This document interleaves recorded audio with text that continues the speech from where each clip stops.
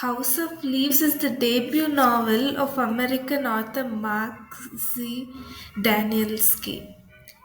It has been translated into a number of languages and is followed by a companion piece, The Whale Store Letters. It was a bestseller. It's a book that scared me and made me laugh also. It is not an easy read or to explain and takes time. It's a book that might have agoraphobic and claustrophobic effects and is considered an example of ergodic literature.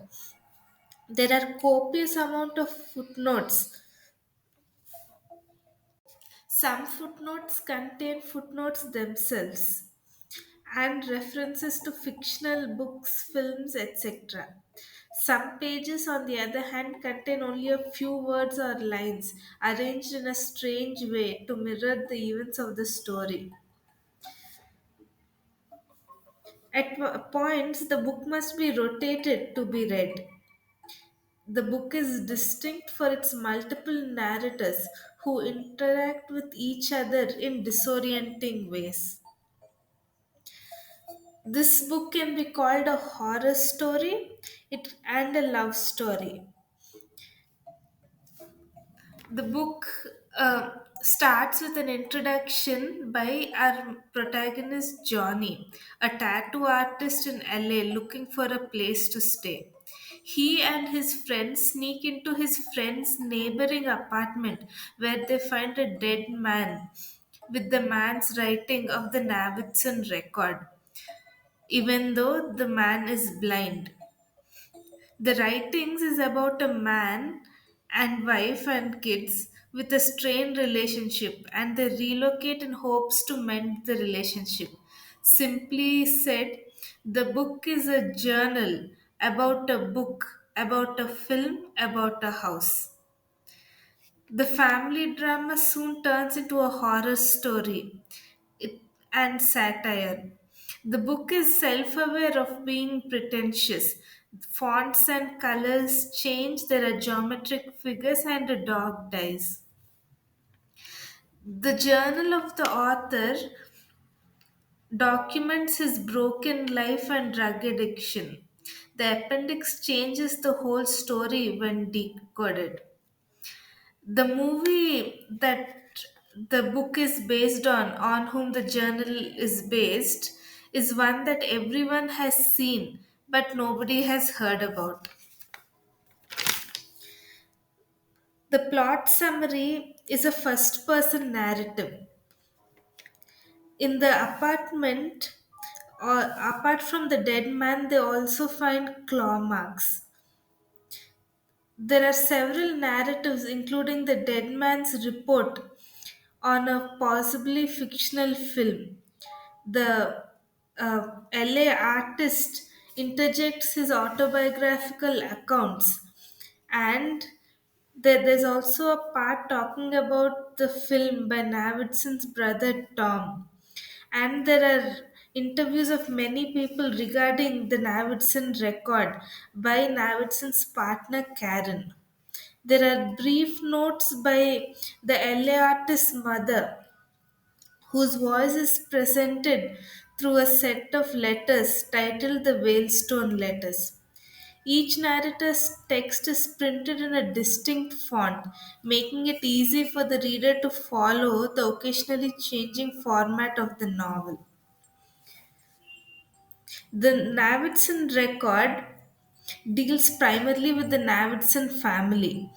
Navidson, a photojournalist, his partner Karen, a former model, and their two children, Chad and Daisy. Navidson's brother Tom and several characters play a role in this story. The Navidson family has moved to a new home in Virginia. Upon returning from a trip to Seattle, the family discover changes in their home. A closet like space shut behind an under, undecorated door appears inexplicably, where previously there was only a blank wall. A second door appears at the end of the closet leading to the children's room. As the Navidsons investigate this phenomenon, they find that the internal measurements of the house are somehow larger than the external measurements. Initially, there's less than an inch of a difference, but as time passes, the interior of the house seems to expand while maintaining the same exterior proportions. A third change asserts itself in the form of a dark, cold hallway that opens in an exterior living room that should project outside into the yard but does not do so. Navidson films this to show the changes, but it's not very clear. The film of this anomaly comes to be referred to as the 5.5 minute hallway. The hallway leads to a labyrinth, starting with an anteroom, which turns into a truly enormous space dubbed the Great Hall. A room primarily distinguished by the enormous spiral staircase which appears when viewed from the landing to spiral down without an end. There are multitude of corridors and rooms of each passage. There is some discrepancy as to where the hallway appears, quoted by different characters at different times. Davidson and his brother and some colleagues feel compelled to explore and photograph and videotape the house's endless changes, eventually driving them to insanity, murder, and death.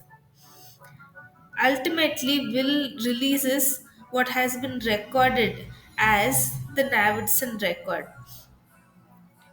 Will and Karen publish this, and Will and Karen purchase the house because their relationship is strained with Will's work related absences.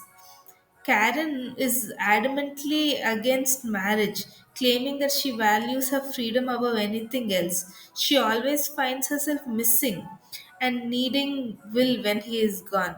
And yet, even though Karen keeps Chad from overfilling the mold or Daisy from cutting herself with the scissors, she still cannot resist looking out of the window every couple of minutes. The sound of a passing truck causes her to glance away. There are references to Stephen King, Kubrick, Ken Burns, Camellia Paglia, Hunter Thompson, Anne Rice, among others, to indicate that Navison's story has reached international notoriety.